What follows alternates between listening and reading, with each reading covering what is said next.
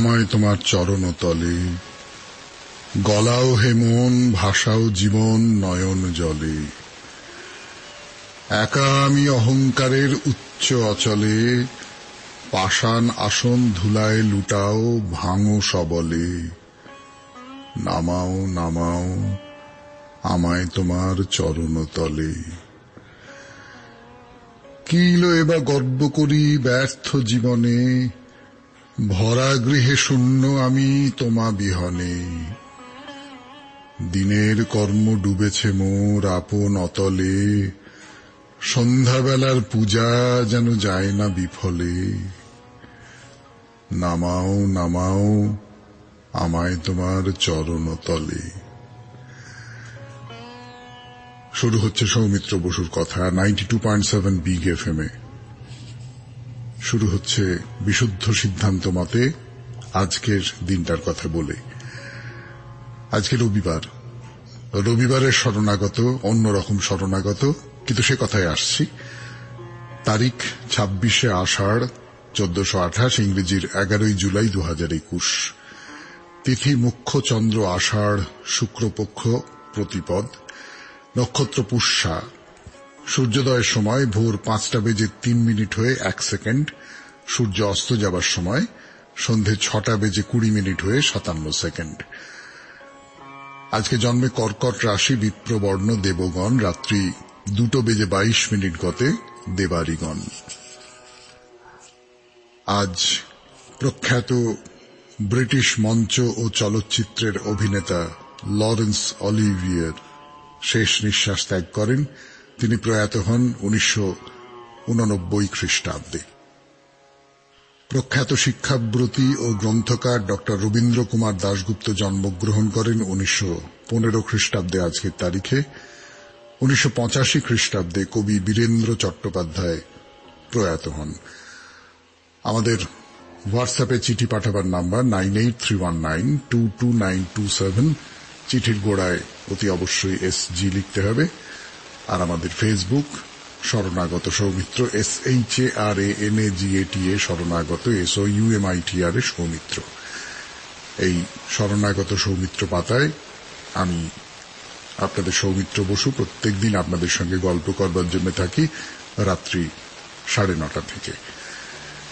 তাহলে এখন একটু গান শুনে নি, গানের পর আজকের দিনটার যে বৈশিষ্ট্য তাই নিয়ে দুটো কথা বলবো, এবং তারপরে বলবো অনুষ্ঠান সম্পর্কে, মানে আজকের অনুষ্ঠান সম্পর্কে।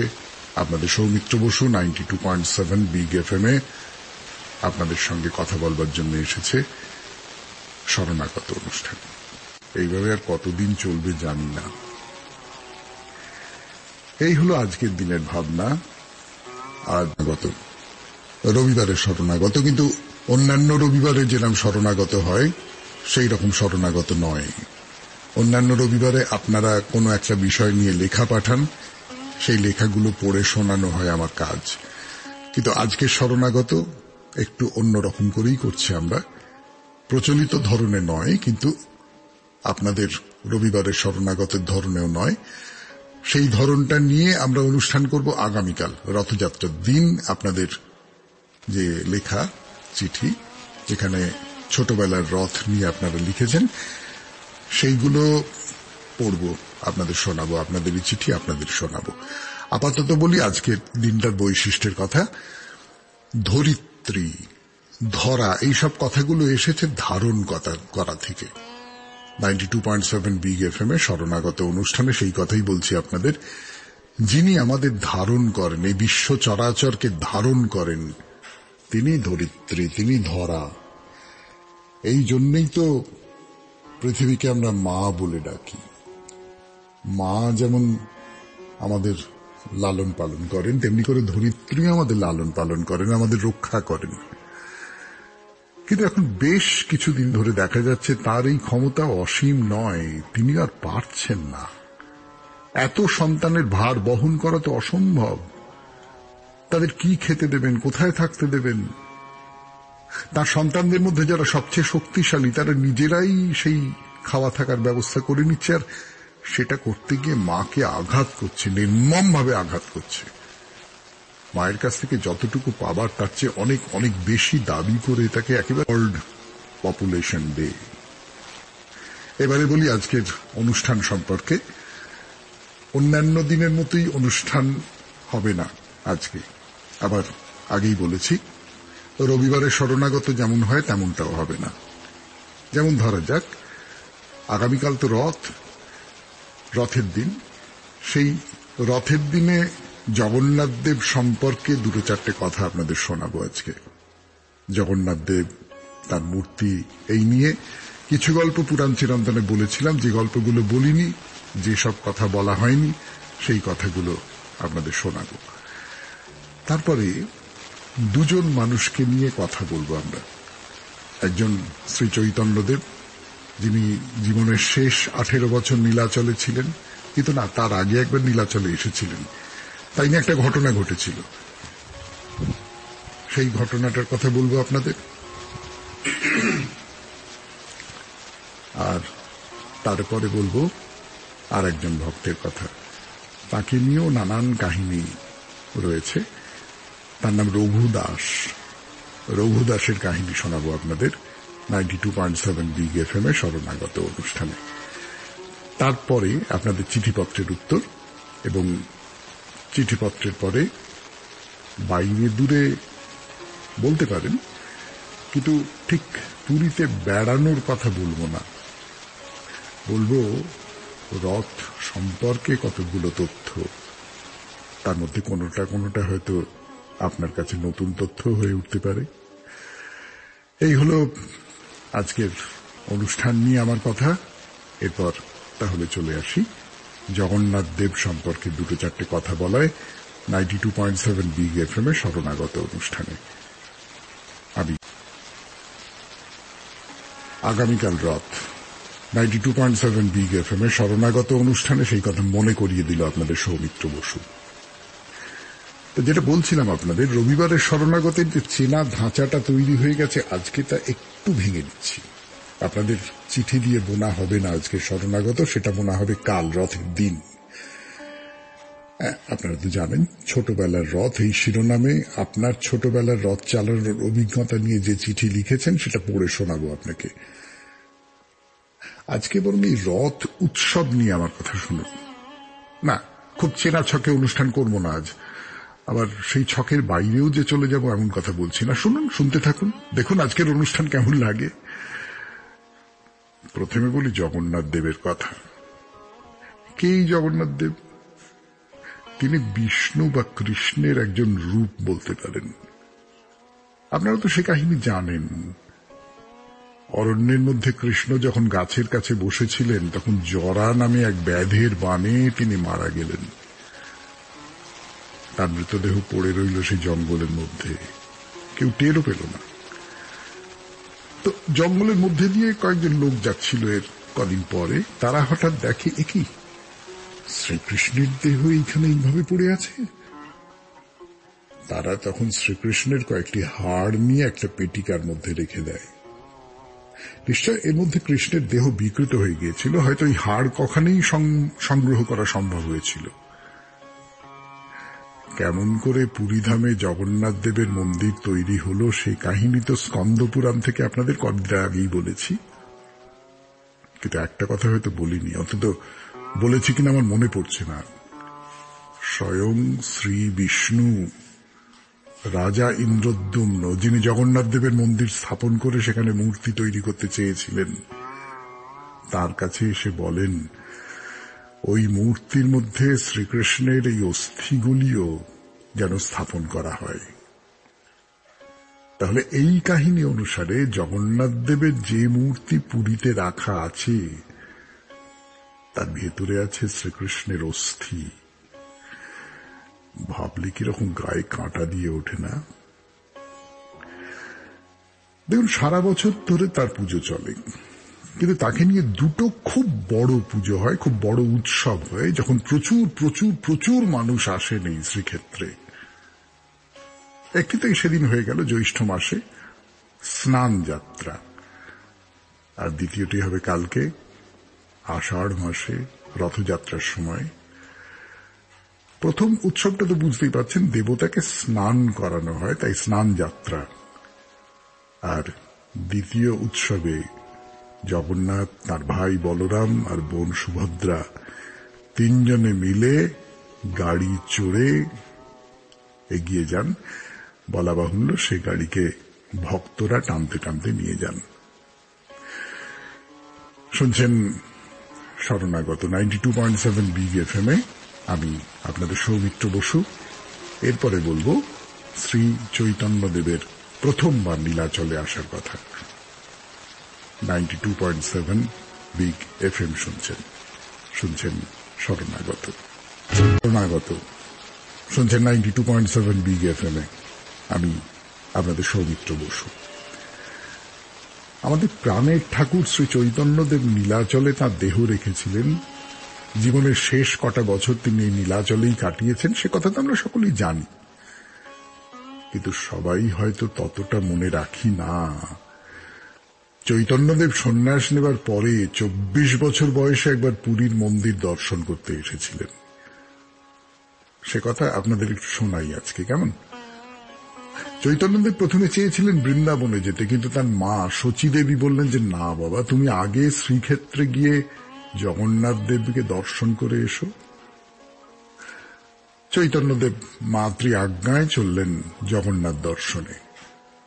সে পাগলের মতো ছুটছেন, তার সঙ্গে যারা আছেন তারা তাল রাখতে পারছেন না। ওই তো মন্দিরের চূড়া দেখা যাচ্ছে, সব ভুলে ছুটে চলে গেলেন।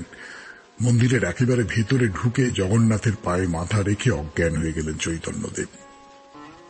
তারপরে কি হলো বলবার জন্য ফিরে আসবে আপনাদের সৌমিত্র বসু 92.7 বিগ এফএম এর শরণাগত অনুষ্ঠানে। বলছিলাম আপনাদের এই 92.7 বিগ এফএম এর শরণাগত অনুষ্ঠানে চৈতন্যদেব একেবারে ভেতরে ঢুকে জগন্নাথ দেবের পায়ে মাথা রেখে অজ্ঞান হয়ে গেলেন। এরপরে কি অনুমান করতে পারছেন কি হলো? চারপাশে এবারে হই হই পড়ে গেল। কি একটা সন্ন্যাসী, কেউ তাকে চেনে না, জানে না, তাকে মন্দিরের যে প্রহরীরা ছিল বাধা দেবার আগেই ভেতরে ঢুকে দেবতাকে ছুঁয়ে ফেলল। এ কি অনাচার! ছি ছি ছি ছি ছি ছি ছি। শুধু তাই নয়, মন্দিরের ভেতরে যা কিছু পূজার উপচার ছিল, ভোগরাগের যা কিছু ছিল, সব একেবারে লণ্ডভণ্ড হয়ে গেছে। প্রহরীরা তো সব ছুটে এসেছে, বেত মেরে সোজা করে দেবে ওই লোকটাকে। এত বড় স্পর্ধের হয় কি করে? পাগল হতে পারে, হাবভাব দেখে তাই মনে হয়, কিন্তু পাগল হোক আর যাই হোক, দেবতাকে অপবিত্র করবার অধিকার তো কারণ নেই। মরবার জন্য বেত তুলেছে, হঠাৎ মন্দিরের গর্ভগৃহ যেন কেঁপে উঠল। দাঁড়াও! দরজায় দাঁড়িয়ে আছেন বাসুদেব সার্বভৌম, রাজার সভাপণ্ডিত না, সেটাই তার একমাত্র পরিচয় নয়। বৈদান্তিক জ্ঞানী মানুষ হিসেবে গোটা দেশ জুড়ে তার খ্যাতি। তিনি বললেন, দাঁড়াও, বেত্রাঘাত করো না। প্রহরীদের উদ্যত হাত শিথিল হয়ে গেল। বাসুদেব এগিয়ে গেলেন সেই মূর্ছিত মানুষটির দিকে। খুব ভালো করে লক্ষ্য করলেন, যত দেখছেন তত বেশি করে তার বুকের মধ্যে ঢিপ ঢিপ করে শব্দ হচ্ছে। না, তার সমস্ত জ্ঞান, সমস্ত বোধ, সমস্ত উপলব্ধি দিয়ে তিনি বুঝতে পারছেন এই সন্ন্যাসী কোনো সাধারণ মানুষ নন। অচেতন হয়ে পড়ে আছেন আমাদের চৈতন্যদেব। বাসুদেব সার্বভৌম বললেন, ইনি কোথায় থাকেন তা কি তোমরা জানো? না, কেউ তো জানে না। বেশ, তাহলে আমার গৃহে নিয়ে যাও, সসম্মানে, কোনো অমর্যাদা যেন না হয়। আমিও যাচ্ছি। এদিকে মহাপ্রভুর সঙ্গে যারা এসেছিলেন এই শ্রীক্ষেত্রে, শ্রীপাদ নিত্যানন্দ, জগদানন্দ, তারা তো প্রভুকে মন্দিরে না দেখে খোঁজাখুঁজি শুরু করে দিয়েছেন। পথে এদের সঙ্গে দেখা হলো একজনের, তার থেকে জানতে পারলেন যে মহাপ্রভুকে বাসুদেব সার্বভৌম তার নিজের বাড়িতে নিয়ে যাবার আদেশ দিয়েছেন। যার সঙ্গে দেখা হলো তার নাম গোপীনাথ আচার্য, সম্পর্কে তিনি বাসুদেবের ভগ্নিপতি। তো সবাই মিলে যাওয়া হলো বাসুদেব সার্বভৌমের বাড়িতে। সেখানে গিয়ে দেখা গেল চৈতন্যদেব এর মধ্যেই বেশ খানিকটা সুস্থ হয়ে উঠেছেন। পার্ষদদের সঙ্গে চৈতন্যদেবের আবার দেখা হলো, খুব আনন্দ। বাসুদেব তাদের যত্ন আত্তি করলেন, নিজের বাড়িতে রাখলেন। তারা যাতে পুরীতে তীর্থ দর্শন করতে পারেন নিজের ছেলেকে দিয়ে তার সমস্ত ব্যবস্থা করিয়ে দিলেন। প্রভু জগন্নাথের সঙ্গে এই হল চৈতন্যদেবের প্রথম সাক্ষাৎ। না, চৈতন্যদেবের কথা আর নয়, এরপর বলবো আর একজন ভক্তের কথা। 92.7 বিগ এফএম এর শরণাগত অনুষ্ঠানে আমি আপনাদের সৌমিত্র বসু শুনছেন শরণাগত 92.7 বিগ এফএম এ। আজ রবিবারের শরণাগত অন্যরকম শরণাগত এবং রথযাত্রার আগের দিনের শরণাগত। শ্রী চৈতন্যদেবের কথা বললাম, জগন্নাথ দেবের প্রগাঢ় ভক্ত। এবারে বলি আর একজন ভক্তের কথা। তাকে হয়তো আপনারা অনেকেই চেনেন না, নাম শোনেননি। তার নাম রঘু দাস। রঘু কিন্তু আগে ছিলেন রামচন্দ্রের ভক্ত। জগন্নাথ মন্দিরের যে সিংহ তোরণটা আছে তার কাছাকাছি একটা ছাতার নিচে তিনি থাকতেন। তাই একদিন রঘু জগন্নাথ দর্শন করতে মন্দিরে গেছেন, একটা আশ্চর্য দৃশ্য দেখতে পেলেন। দেখলেন জগন্নাথ দেবের যে বেদী, সেখানে একা জগন্নাথ দেব নেই, রাম লক্ষ্মণ আর সীতাও আছেন সেখানে। রঘুর মনে হলো, তাই তো, তাহলে তো আমার প্রভু রাম আর দেব জগন্নাথে কোনো ভেদ নেই। সেই থেকে তিনি জগন্নাথ দেবের ভক্ত হয়ে গেলেন। তো একদিন রঘু একটা মালা গেঁথেছেন তার দেবতাকে পরাবার জন্য, পূজারীকে দিয়েছেন। তো পূজারী বলে, না না না না, এরকম করে যে ইচ্ছে এসে মালা দেবে আর তাই দেবতাকে পরাতে হবে, এসব আমার দ্বারা হবে না, যাও যাও যাও যাও তো যাও। বাইরে বেরিয়ে এলেন রঘু। তারপর কি হলো বলবার জন্য ফিরে আসছে আপনাদের সৌমিত্র বসু 92.7 বিগ এফএম এর শরণাগত অনুষ্ঠানে। রঘু মালা গেঁথেছেন, কিন্তু পুরোহিত সে মালা ফিরিয়ে দিলেন, মালা পরানো হলো না। তো রঘুর খুব মন খারাপ, খালি কাঁদছেন আর বলছেন, ঠাকুর তোমাকে একটা জিনিস দেব বলে কত সাধ করে তৈরি করলাম, তুমি নিলে না ঠাকুর। এটা কি ঠিক করলে বলো, তুমি নিলে না। রাত হয়েছে, এবার জগন্নাথ দেবের শয়ন হবে। পূজারী নিয়ম মতো তাকে শৃঙ্গার বেশে সাজিয়ে দিচ্ছেন। কিন্তু কি আশ্চর্য, যতবার তাকে ফুল দিয়ে সাজাতে চান সে ফুল দেবতার গা থেকে খসে পড়ে যায় বারবার। এমন হচ্ছে কেন? কোনদিন তো হয় না। এইবারে পূজারীর ভয় হতে শুরু করেছে। নিশ্চয়ই পুজোয় কোথাও কোনো ত্রুটি ঘটে গেছে, দেবতাটাই অসন্তুষ্ট হয়েছেন। এই সব চিন্তা নিয়ে রাত্রে ঘুমিয়ে পড়েছেন। জগন্নাথ দেব এলেন তার কাছে স্বপ্নে। আমার ভক্ত রঘু আমার জন্য মালা গেঁথেছিল, সে মালা তোর পছন্দ হলো না কেন? বাইরে থেকে দেখতে সাধারণ মালা বলে তুই নির্বোধ, তুই দেখতে পাসনি ওই মালাটার মধ্যে তার কত ভালোবাসা, কত ভক্তি, কত সমর্পণ মিশে আছে। ওই মালার দাম তোর এই সমস্ত দামি ফুলের মালার চেয়ে আমার কাছে অনেক অনেক বেশি। সে এখন ঘরে বসে কাঁদছে, সকাল থেকে মুখে কিচ্ছুটি দেয়নি, দু চোখের পাতা এক করেনি। আর আমি এখন তোর দেওয়া মালা গলায় পরে নিশ্চিন্তে ঘুমোতে যাব? ধর্মর করে উঠে বসলেন সেই পূজারী, ছুটলেন রঘুর বাড়িতে। ভাই ভাই, ভুল হয়ে গেছে, অন্যায় হয়ে গেছে, দাও দাও তোমার মালা দাও, এই মালাই প্রভু পরতে চেয়েছেন, এই মালাই। জগন্নাথ দেবকে পরানো হলো সেই মালা, ভালোবাসার মালা, ভক্তির মালা। পুজো সম্পূর্ণ হলো। কি ভালো লাগলো গল্পটা? তাহলে আর একটা ছোট্ট গল্প বলি। রঘু তখন খুব অসুস্থ, এতটাই অসুস্থ যে বিছানায় মলত্যাগ করে ফেলেছেন, সারা ঘরে বিশ্রী গন্ধ। তো রঘু মনে মনে ভাবছেন, হে জগন্নাথ, এমন নরকের মধ্যে তুমি আমাকে ফেলে রেখে দিলে, তুমি এইভাবে আমাকে কষ্ট দিতে চাইছো।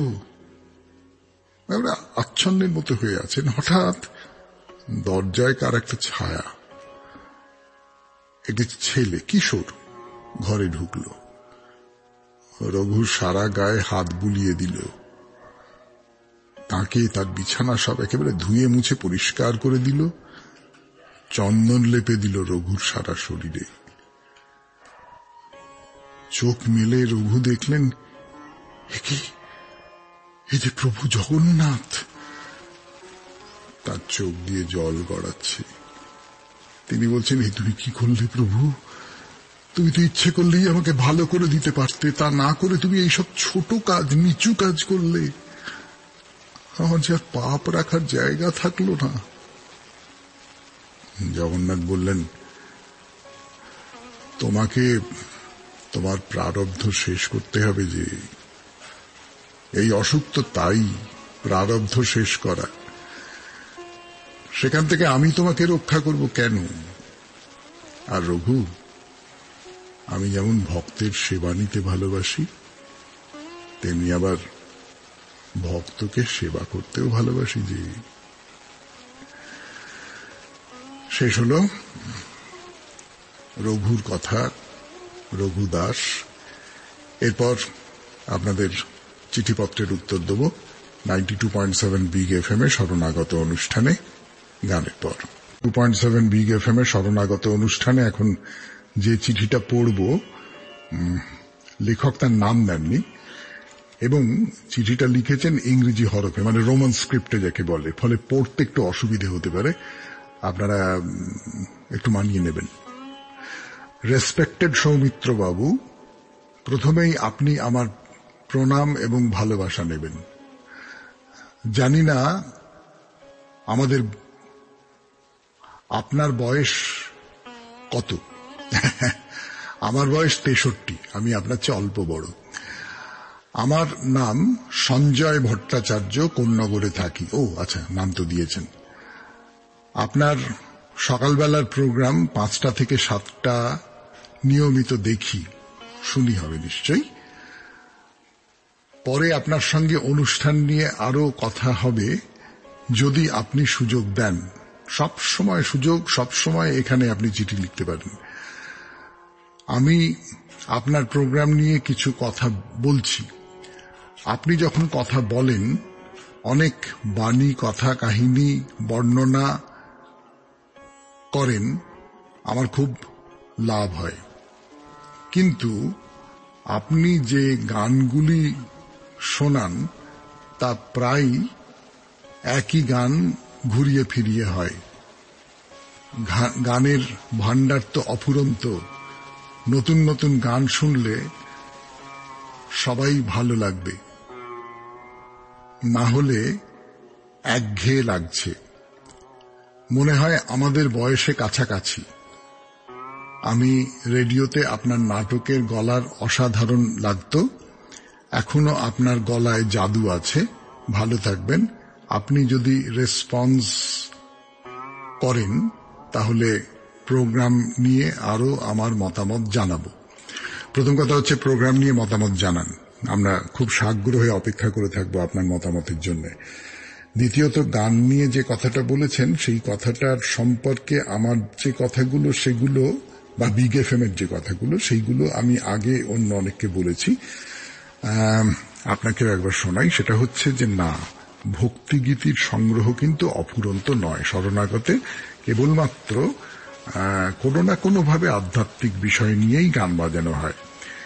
তার ভান্ডার খুব অফুরন্ত বলা যাবে না। আর যাও বা আছে, এই গানগুলো যে বাজানো হয়, রেকর্ড কোম্পানির সঙ্গে একটা চুক্তির ব্যাপার থাকে। যে কোনো গান আমরা ইচ্ছে করলেই বাজিয়ে দিতে পারি না। তার ফলে যে সমস্ত কোম্পানির সঙ্গে বিগ এফএম এর চুক্তি নেই, সেই সমস্ত কোম্পানির গান বাজানো সম্ভব নয়। ফলে আমাদের খানিকটা সীমাবদ্ধতার মধ্যেই কাজ করতে হয়। তবু তার মধ্যে নানান রকম গানে বৈচিত্র্য আনবার চেষ্টা করি। সে কথা একটু বিনয়ের সঙ্গে বলতে চাইছি। পরে চিঠি। শ্রদ্ধেয় সৌমিত্র বাবু, প্রথমেই আপনি আমার নমস্কার নেবেন। আজ থেকে ৪৫ বছর আগে একটি বাস দুর্ঘটনা আজও মনকে নাড়া দেয়। তখন আমি অন্তঃসত্ত্বা শাশুড়ি মা ও ভাসুরজিকে নিয়ে বাপের বাড়ি থেকে ফিরছিলাম। যথারীতি বাস চলছে, হঠাৎ বাসটি মেইন রাস্তা ছেড়ে যেদিকে চড়াই উতরাই সেই দিকে যেতে লাগলো। বাসের ভেতরে মানুষের যে আর্তনাদ আজও ভুলতে পারিনি। প্রত্যেকেই যে যার প্রিয়জনকে সামলানোর চেষ্টা করছে। আমি আমার শাশুড়ি মা ও ভাসুরজি সামলাচ্ছি, আর মা আমাকে। বাঁচবো আশা করিনি। হঠাৎ বাস থেমে গেল। একজন অনেক কষ্ট করে নেমে দেখল বাসটি একটি খেজুর গাছে আটকে গেছে। অনেক কষ্ট করে আমাদের নামানো হলো, আর খেজুর গাছটিকে প্রণাম করলাম। সেই দৃশ্য আজও ভুলতে পারিনি। গাছটি গোড়া মাটি ফুঁড়ে বেরিয়ে গিয়েছিল, নিজের জীবন দিয়ে আমাদের রক্ষা করেছিল। প্লিজ পড়লে খুব খুশি হব। ইতি কবিতা রায়, হাওড়া। হ্যাঁ, বেশ মনে রাখার মতোই অভিজ্ঞতা বটে। ধন্যবাদ আপনাকে। সেই অভিজ্ঞতা আমাদের সঙ্গে মিলে মিশে সামগ্রিক একটা অভিজ্ঞতায় পরিণত হলো, তার জন্য আপনাকে অসংখ্য ধন্যবাদ। তাহলে এবার একটু গান শুনি। গানের পর শেষ পর্যায়ে আমরা এখন পুরীতে চলে যাব। পুরীতে রথযাত্রা নিয়ে কতগুলো তথ্য দেব আপনাদের 92.7 বিগ এফএম এ শরণাগত অনুষ্ঠানে। আমি আপনাদের সৌমিত্র বসু এখন বলছি পুরীর রথযাত্রা নিয়ে দুটো চারটে কথা। আচ্ছা, আপনারা পুরীতে রথযাত্রা দেখেছেন কখনো? অনেকেই দেখেছেন নিশ্চয়, ছবি তো দেখেছেন। দেখে তো চোখ কপালে উঠে যায়। কত লোক, শুধু মাথা মাথা মাথা মাথা মাথা। প্রতি বছর গড়ে প্রায় ১৫ লক্ষ মানুষ রথযাত্রার সময় পুরীতে আসেন। তার কারণ একটাই, একবার যদি রথের দড়িতে হাত ছোঁয়াতে পারেন, সে একেবারে বিরাট পুণ্য। এবছরের মতো সেই দৃশ্য এখন স্মৃতি। কোভিডের আক্রমণে পুরীর যে রথযাত্রাটা নমনম করে সারা হচ্ছে, বাইরের লোকজন, ভিড়ভাট্টা সব বন্ধ। মনে মনে প্রার্থনা করুন সামনের বছর যেন এমন জনমানব শূন্য রথযাত্রা না দেখতে হয়। পুরীর এই রথযাত্রা নিয়ে দু চারটে কথা বলতে বসেছি আপনাদের সামনে। প্রথম কথা হলো, জানেন কি, পুরীতে এই যে রথটা, এই রথটায় করে জগন্নাথ, বলরাম, সুভদ্রা এই রথগুলোতে করে যান, সেটা কজন মানুষ মিলে তৈরি করেন আন্দাজ করুন। মোট ১৪০০ মানুষ মিলে তৈরি করেন এই জগন্নাথের রথ। থাক, আপাতত একটু গান শুনি। গানের পর ফিরে আসছি এই প্রসঙ্গে আরো কথা বলবার জন্য। এত মানুষের দরকার হয়, ১৪০০ মানুষ, তারা মিলে রথটা তৈরি করেন। সেই কথাই তো বললাম 92.7 বিগ এফএম এ শরণাগত অনুষ্ঠানে। তো এর একটা কারণ, কোন রকম আধুনিক যন্ত্রপাতি কিন্তু এই রথ তৈরির জন্য ব্যবহার করা যাবে না। মানে আধুনিক যন্ত্রপাতি কাকে বলে? এই যে আধুনিক যন্ত্রপাতির ব্যবহার নিয়ে বলছিলাম, তার উদাহরণ হিসেবে বলি, রথ তৈরি করতে তো নানান রকম সব মাপযোগ লাগে। এই মাপ করবার জন্য কোনো ফিতে ব্যবহার করা হবে না, সবটাই করতে হবে হাত দিয়ে মেপে মেপে। পুরো রথের মধ্যে কোথাও কোনো লোহার টুকরো থাকবে না, পেরেক থাকবে না, কবজা থাকবে না। এতটাই প্রাচীন নিয়মে তৈরি হয় এই রথ। আর কারা বানান, সেখানেও নিয়ম আছে। যে কোনো জায়গা থেকে মিস্ত্রি ধরে নিয়ে এসে রথ তৈরি করা যাবে না।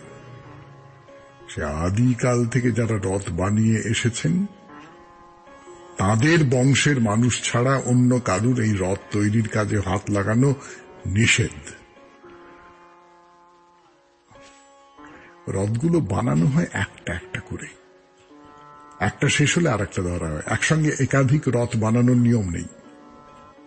রথের কাঠ আসবে কোত্থেকে, তারও নিয়ম আছে। কিন্তু পুরীর কাছে দুটো জঙ্গল আছে। একটা জঙ্গলের নাম হচ্ছে দাসপাল্লা, আর একটা নাম হচ্ছে রানাপুর।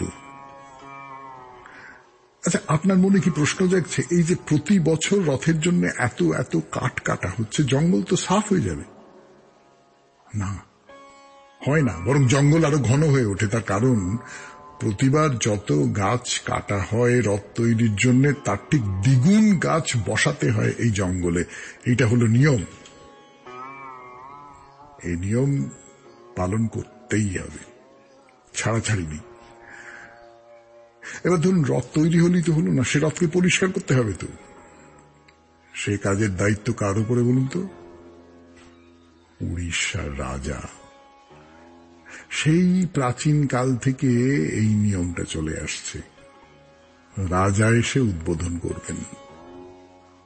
তো উড়িষ্যার রাজা সোনার ঝাড়ু আর সুগন্ধি জল নিয়ে 3টে রথকে ভালো করে পরিষ্কার করে দেন। আর এটা তো সকলেই জানেন, জগন্নাথ, বলরাম আর সুভদ্রা 3জনের জন্য আলাদা আলাদা রথ করা হয়। কিন্তু এই যে জগন্নাথ দেবের রথের সাজানো গোজানোয় মোট কতখানি সোনা ব্যবহার করা হয় সে সম্পর্কে কোনো আন্দাজ আছে? 208 কেজি সোনা ব্যবহার করা হয়। 208 কেজি জগন্নাথ দেবের রথ সাজানোর জন্য। ভাবতে পারেন? আচ্ছা, প্রতি বছর রথের সময় মোট 15 লক্ষ মানুষ আসেন গড়ে, তা তো বললাম। এবারে শুনুন, সব ঠিকঠাক যাতে মিটে যায় তার জন্য শহরে সব সময় মোতায়েন থাকে 9,000 পুলিশ, 2,000 স্বেচ্ছাসেবক, 224 জন ডাক্তার সব সময় মোতায়েন থাকে। তার বাইরে থাকে এমার্জেন্সির ব্যবস্থা। আসলে এত বড় কাণ্ড, এত সব দিকটা একেবারে নিশ্ছিদ্র করে না রাখলে চলবে কি করে? কিন্তু না, আর কথা নয়, এবারে শেষ করতে হবে অনুষ্ঠান। 92.7 বিগ এফএম-এ শরণাগত অনুষ্ঠান শেষ হলো। আমাদের হোয়াটসঅ্যাপে চিঠি পাঠাবার নাম্বার 9831922927। চিঠির গোড়ায় অতি অবশ্যই SG লিখবেন। আর আপনাদের সঙ্গে আড্ডা মারার পাতা হলো শরণাগত সৌমিত্র। প্রত্যেকদিন রাত্রি 9:30টার সময় শরণাগত সৌমিত্র পাতায় আমি সশরীরে উপস্থিত থাকি আপনাদের সামনে।